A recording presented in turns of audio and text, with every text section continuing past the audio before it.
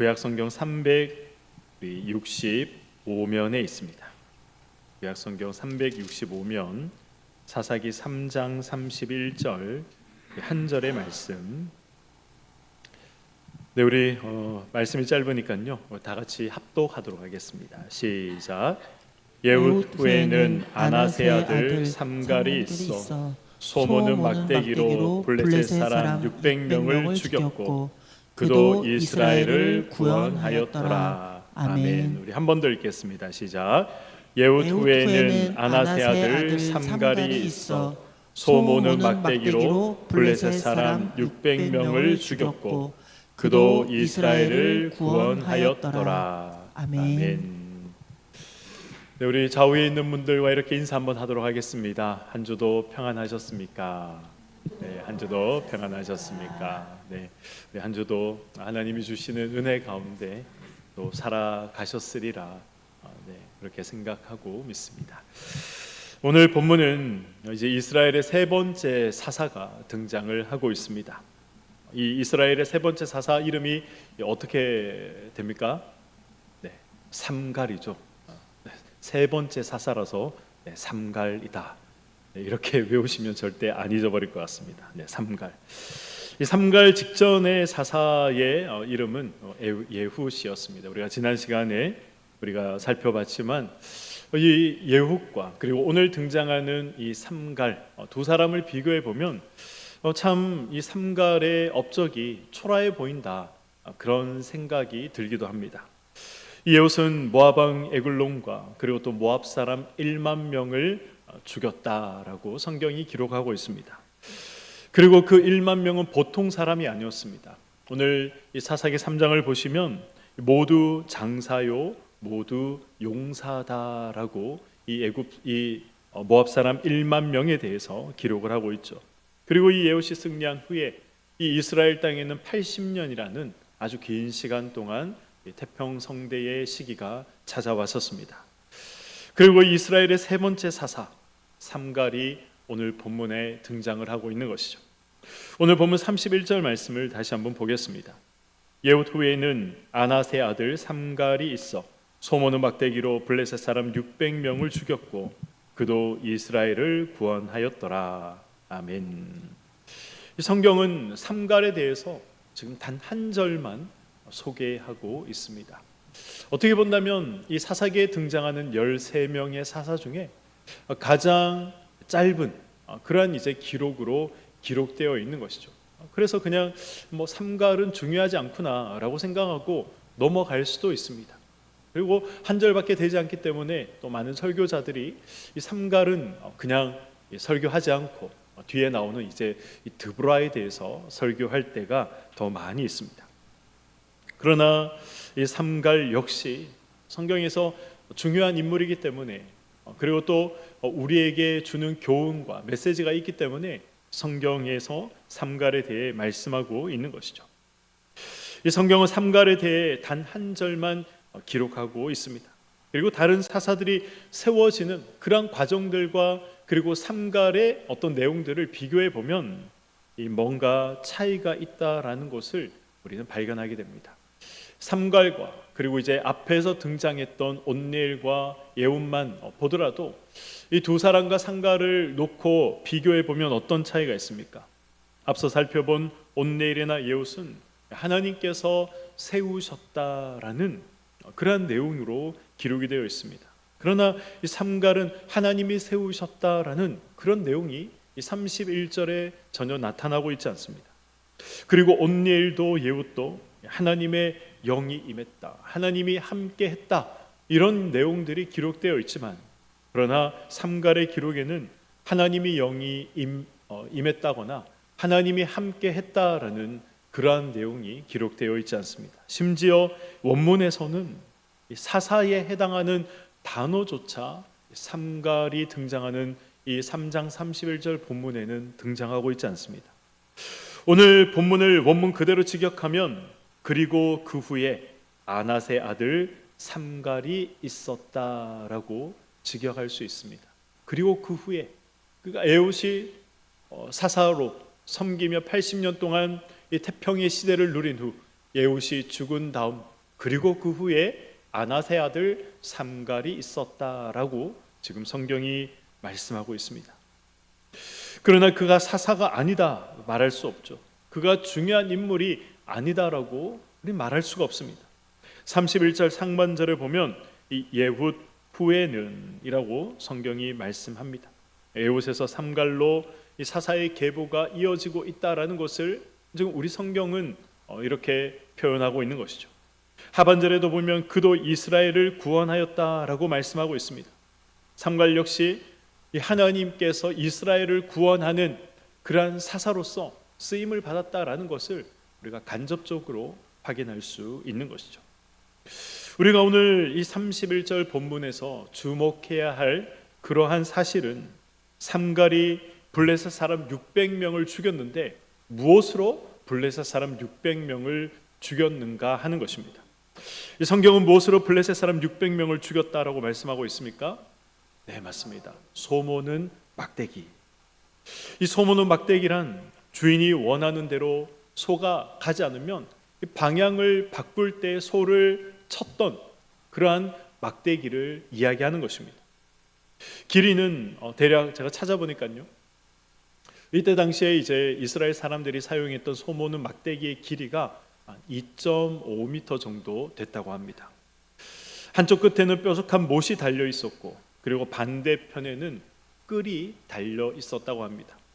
이 소가 그래서 천천히 움직이거나 아니면 이 주인이 원하는 방향으로 가지 않으면 이 한쪽 끝에 달려 있는 못을 이용해서 이 소를 툭툭 치면서 이 소가 주인이 원하는 방향으로 갈 수 있도록, 그리고 또 소가 너무 천천히 가면 또 이 한쪽 끝에 달려 있는 못을 이용해서 이 소를 치면 이 소가 빨리 나아갔다고 합니다.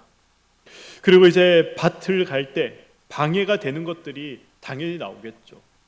돌뿌리가 나올 수도 있고 다른 것들이 나올 수도 있습니다. 그러한 것들을 이제 제거할 때, 밭을 갈 때 방해되는 돌뿌리나 나무뿌리를 제거할 때 이 소모는 막대기 반대편에 달려 있었던 이러한 끌을 그들이 사용했다라는 그러한 이제 성경 시대에 이 농사 기구들의 쓰임을 한번 찾아보니까 이렇게 설명이 되어 있었습니다. 쉽게 말하면 삼갈은 사실 이 농기구에 불과한 도구를 이용해서 지금 블레셋 용사들 600명을 죽였던 것입니다. 삼갈이 소모는 막대기로 블레셋 사람 600명을 죽였다라는 이 사실을 성경이 우리에게 말씀하고 있는 이유가 무엇일까요? 성경이 이러한 사건을 우리에게 말씀하고 있는 이유는 평범한 물건이라도 하나님 손에 붙들리면, 하나님께서 들어 사용하시면 하나님의 능력을 나타내는 도구가 될 수 있다는 것입니다. 그리고 전쟁의 승리는 무기의 우수함이나 사람의 많고 적음에 있는 것이 아니라 전쟁의 승리는 하나님 손에 달려 있다라는 것을 지금 이 삼갈이 블레셋 사람 600명을 물리쳤던, 이 소모는 막대기로 그들을 죽였던 이 사건을 통해서 성경은 우리에게 말씀하고 있는 것입니다. 성경에는 보잘것없는 물건이지만 하나님 손에 붙들려서 하나님의 능력을 나타냈던 그런 물건들이 사실 많이 기록이 되어 있습니다. 가장 대표적인 것이 무엇입니까? 바로 저와 여러분이 그렇습니다. 하나님께서 천지를 창조하실 때 인간을 무엇으로 만들었다라고 기록하고 있습니까? 우리는 무엇으로 하나님께서 창조하셨습니까? 물론 하나님이 말씀으로 우리를 창조하셨지만 우리를 흙으로 만드셨습니다. 하나님께서 우리를 만드셨던 것은 특별한 어떤 재료를 사용하신 것이 아니라 이 땅에 가장 많고 흔한, 그래서 귀하지 않은 그러한 재료를 이용해서 하나님께서 우리를 만드신 것입니다. 애굽에서 400년간 노예 생활을 하던 이스라엘 백성들을 누가 구원해냈습니까? 모세가 구원해냈습니다. 모세는 출애굽 과정에서 10가지 재앙이 이 애굽 땅에 임하도록 했습니다. 그리고 출애굽 후에는 바닷물이 갈라지게 했고, 그리고 반석에서 물이 나오는 그러한 기적을 행하기도 했습니다. 하나님께서 모세에게 이런 기적을 행하게 하셨을 때 모세의 손에 들려 있던 것이 무엇입니까? 지팡이죠.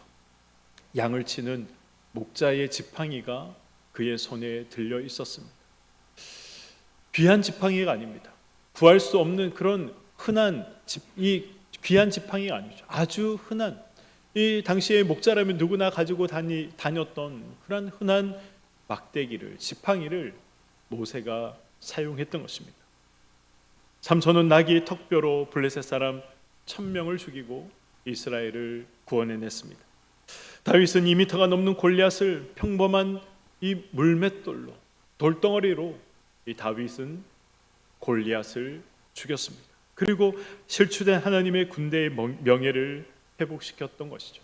모세의 지팡이, 다윗의 물맷돌, 그리고 이 삼손의 나귀 턱뼈, 이러한 것들은 귀한 것이 아니라 흔한 것이고 평범한 물건입니다. 그런 하나님 손에 이런 평범한 것들이 들려 있을 때에 하나님께서 나라와 민족을 구하는 도구로 삼아 주셨던 것입니다.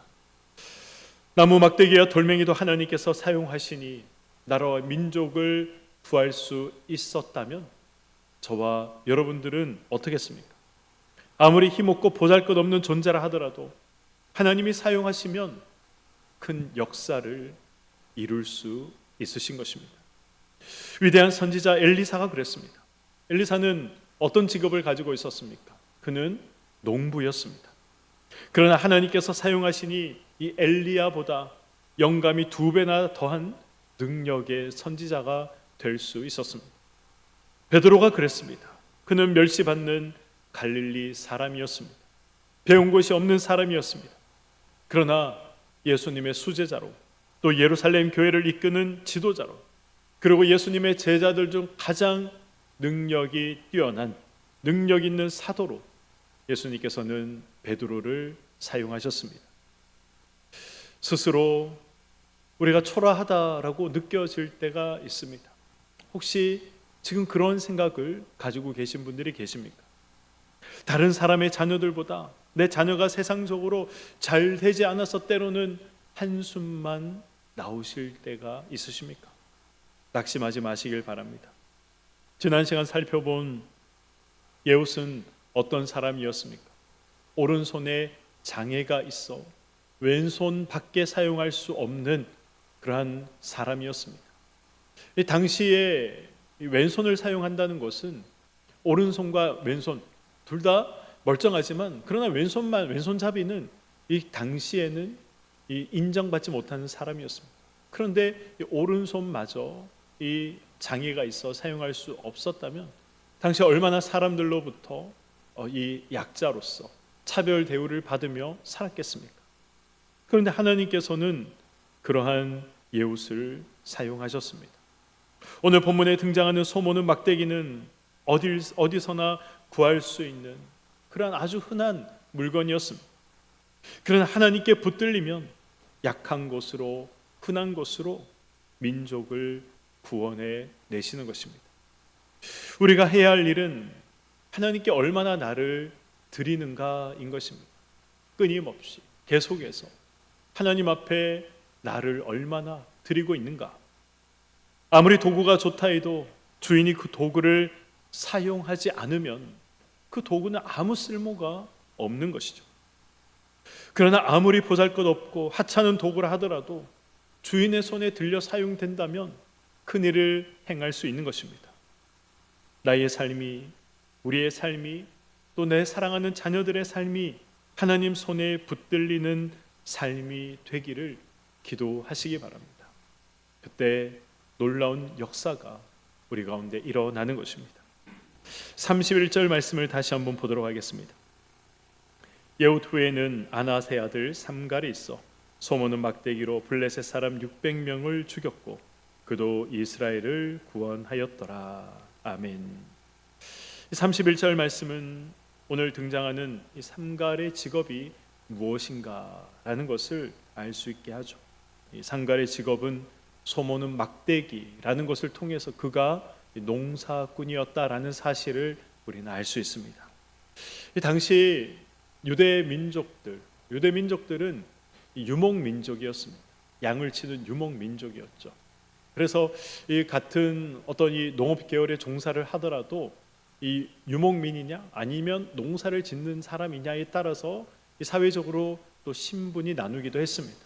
유목 양을 치는 사람이 더 우위에 있었던 그러한 이 사회적인 이 문화나 그러한 이제 이 생각들이 그들 속에 있었던 것이죠. 이 삼가리 농사를 짓는 사람이다라는 것은 그가 결코 좋은 신분을 가지고 있었던 사람은 아니었다라는 것을 성경이 말씀하고 있는 것입니다. 저는 이 부분, 삼갈의 이 직업, 그리고 이 소모는 막대기를 그가 사용했다라는 이 부분을 저는 한번 곰곰이 묵상을 해봤습니다. 삼갈은 소를 몰다가 밭에서 이 물질이 발견되면 막대기의 방향을 바꿔서 이러한 이물질들을 제거했을 것입니다. 그리고 그러한 것들을 제거하고 난 다음 또 다시 막대기의 방향을 바꿔서 또 소를 몰며 나아갔을 것입니다. 막대기가 길면 다루기가 힘들까요? 아니면 쉬울까요? 어떻습니까? 쉬울까요? 어렵죠. 내 키보다 더 긴 막대기, 2m 50cm나 되는 이러한 막대기를 자유자재로 사용할 수 있다라는 것은 결코 쉬운 일이 아닙니다. 어려운 것입니다. 제가 묵상한 부분이 바로 이 부분이었습니다. 문경시청에 가시면 이 당교 사적비라는 것이 있습니다. 혹시 아시는 분이 계실지 모르겠습니다. 제가 이 역사에 관심이 많고 또 역사를 좋아하다 보니 이런 것들을 이제 즐겨 찾아보는 편인데, 이 신라 김유신이 당나라 군사를 격퇴시킨 것, 이러한 것을 이제 기념하기 위해서 문경시청이 세워둔 것입니다. 당시 당나라는 세계 최강의 군대였습니다. 지금 우리가 뭐 이 군기 다 빠진 군대를 당나라 군대다라고 이야기하지만 원래 당나라 군대는 쉽게 볼 군대가 아니었습니다. 당시로서는 이 세계 최강대국이었던 나라가 바로 당나라였고, 세계 최고의 군사력을, 전투력을 가졌던 그러한 군대가 당나라 군대였습니다. 그런 당나라 군대를 이 신라 군대가 격퇴할 수 있었던 그런 이유가 무엇인가? 역사학자들이 곰곰이 연구를 해봤더니 그 이유를 밝혀냈습니다. 이유가 뭐냐면 이 신라 군대에는 장창당이라는 군대가 존재했었기 때문에 그렇습니다. 장창당, 장창, 쉽게 이 긴 창을 이용해서 적을 무찌르는 그러한 이 군대가 있었다는 것이죠. 이 장창당이 가지고 있었던 이러한 이제 창의 길이는 무려 5m에 가까웠다고 합니다. 5m. 굉장히 이 5m의 창을 다루는 일은 그래서 쉬운 일이 아니었던 것이죠. 그래서 그들은 훈련하고 또 훈련을 했다고 합니다. 그리고 이제 이 당나라의 기마병들이 막 이 물밀듯이 쳐들어왔을 때 5m가 되는 이 창을 들고 이 사람을 겨냥했던 것이 아니라 말을 겨냥해서 말이 넘어오지 못하도록 그렇게 했던 부대가 장창당이라는 부대였습니다. 이 장창당의 이 부대 사용했던 5m의 창은 다루기 쉬운 것이 아니었습니다. 연습하고 훈련하고 훈련해야만 이 다루기가 이제 몸에 익숙해지는 그러한 무기가 바로 장창이었던 것이죠. 삼갈 역시 저는 마찬가지가 아니었을까 생각을 해보았습니다. 2.5m나 되는 이 막대기를 자유자재로 움직이고 사용할 수 있었다라는 것은 무엇을 의미하는 것일까요? 그가 자기에게 주어진 일에 아주 충실했다는 것입니다. 소를 몰 때, 밭을 갈 때, 그리고 또 밭을 갈며 나왔던 그러한 이 방해물들, 장애물들을 제거하는 것에 그가 익숙했다는 것이죠. 이 소모는 막대기 2.5m나 되는 이 길이의 막대기를 앞뒤로 자유자재로 움직이면서 사용할 수 있었다라는 것은 그가 그의 일에 그만큼 충실했다는 것입니다. 보잘것없는 농기구로 블레셋 사람들을 600명이나 죽였다라는 이 사실은 하나님의 신이 그에게 임했다는 증거도 되지만 소모는 막대기를 또 자유롭게 사용했다는 것은 하나님께서 이 삼갈에게 주신 맡기신 그 일에 그가 성실했고 최선을 다했고 충성을 다했다라는 것도 우리가 알 수 있는 부분인 것입니다. 삼갈은 예후 이후에 이스라엘 혼란기에 이스라엘이라는 이 성의 무너진 곳을 메우기 위해서 하나님께서 세우신 그러한 일꾼이었습니다. 평범하게 자신에게 주어진 일을 하루하루 그냥 성실하게 수행하며 살아왔던 사람이었습니다. 그래서 사람들에게 어쩌면 아무 주목도 받지 못했습니다. 사람들에게 어떠한 기대도 받지 못했던 사람이 삼갈이었습니다. 그러나 이스라엘이라는 이 성 전체를 말없이 지탱해 주는 귀중한 일을 감당했던 인물이 바로 삼갈이다라고 성경은 우리에게 말씀하고 있는 것입니다. 우리는 이 외형과 형식을 중요시 하면서 이 내실을 또 다지지 않을 때가 또 때로는 많이 있습니다. 그러나 하나님 나라는 이 외형적으로 요란하다고 해서 확장되는 것이 아니죠. 하나님의 나라는 오히려 이름도 없이 빛도 없이 뒤에서 묵묵히 하나님께서 맡기신 일들과 하나님께서 맡기신 사명을 실천해 나가는 그러한 사람을 통해서 확장되는 것이고, 그러한 사람을 통해서 하나님의 역사가 나타나는 것이고, 그러한 사람을 통해서 하나님의 영광이 드러나는 것입니다. 말없이 자신의 사명을 실천해 나가는 그리스도인들이 정말 절실하게 필요한 이때에 사사 삼갈에 대한 기록은 우리의 모습을 돌아보게 만드는 것이죠. 우리에게 신앙과 삶의 모범을 지금 성경은 삼갈을 통해 우리에게 말씀하고 있는 것입니다. 이 짧은 한 절의 말씀을 통해서 우리에게 말씀하고 있는 것입니다. 말씀을 맺도록 하겠습니다. 세상은 세상의 기준에 부합한 사람을 세워 사용합니다. 그러나 하나님은 세상의 기준이 아니라 하나님의 기준에 합한 사람을 하나님께서는 세워 사용하시는 것입니다.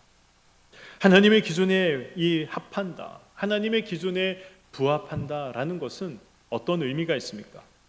하나님께 자신을 드리는 것입니다. 사람의 시선이 아니라 하나님의 시선을 의식한다는 것입니다. 사람들에게 칭송받지 못하는 일이라 하더라도 하나님이 자신에게 주신 일을 성실하게 감당하는 것입니다. 바로 그러한 사람을 하나님께서는 들어 사용하시는 것입니다. 삼갈은 비록 평범한 그러한 신분의 사람으로 사사로 세움을 받았습니다. 보잘것없는 농기구를 가지고 그는 그의 사사로서의 사명을 너무나도 훌륭하게 감당했습니다. 하나님께서 그를 사사로 세우신 이유가 무엇입니까? 하나님은 이 은밀히 삼갈을 지켜보고 계셨습니다. 그리고 주어진 일을 묵묵히 감당하는 하나님께서 맡기신 일들, 하나님께서 맡기신 사명들, 그러한 모습을 묵묵히 감당하는 이러한 삼갈의 모습을 하나님께서는 눈여겨보셨던 것입니다. 우리 역시 삼갈이 되기를 소망합니다. 사람이 알아주든 사람이 알아주지 않든, 눈에 보이든 또 눈에 보이지 않든 모든 것을 은밀히 보시는 하나님께, 하나님 앞으로 우리가 나아가서 호흡하며 우리의 삶을 살아나가야 하는 것입니다. 하나님이 지금 나에게 허락하신 일과, 그리고 또 하나님이 지금 나에게 허락하신 사람과, 그리고 하나님께서 지금 나에게 맡겨주신 이 사명을 묵묵히 감당하는 것, 이것이 바로 하나님께 영광 돌리는 사람의 삶인 것입니다. 그리고 이 삶을 통해서 나의 가정과 나의 직장과 내가 속한 곳과 나라와 민족에 하나님 나라가 확장되는 것이고 하나님의 영광스러운 이름이 드러나는 것입니다. 이 사실을 기억하며 우리 모두 삼갈의 마음과 또 삼갈의 자세로 주어진 일들을 감당하며 세상을 살아나가시는 저와 여러분이 되시기를 주님의 이름으로 간절히 축원드립니다. 아멘.